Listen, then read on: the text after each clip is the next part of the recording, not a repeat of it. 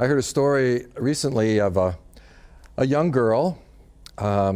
She had several puppies that her parents had given her. But at a certain point, she became aware that her mother had given them away. She was very upset. And the mother said, "Well, I gave them away because you didn't take care of them." The girl replied that that's not true. I took care of them every day.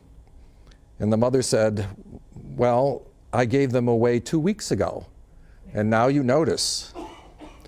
Responsibility is a strength that is not an option, something that we all must have. Our conduct today, in a very real way, determines our future tomorrow with the Lord. And perhaps at times we may find that it's not easy to be a Christian, but I think it is easy to take the first step. And the first step, I think for most of us, is just to be responsible. Responsible for what we do and who we are as disciples of the Lord.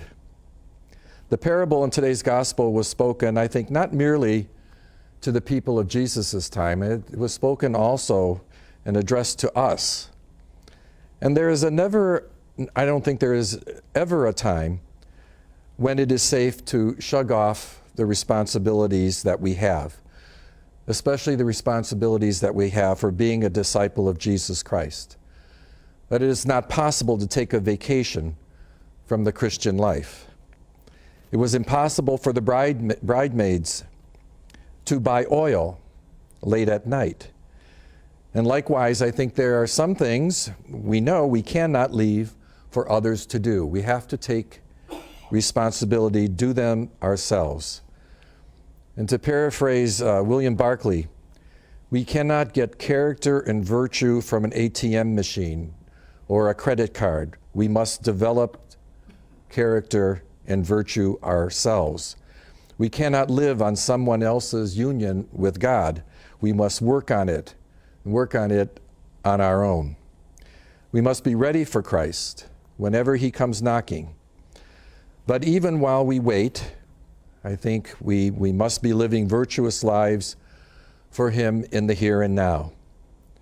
I think a very wise person summed it up in this way: we must do long-range planning for the coming of Jesus at the end, but just as important is short-range planning for the coming of Jesus in the here and now.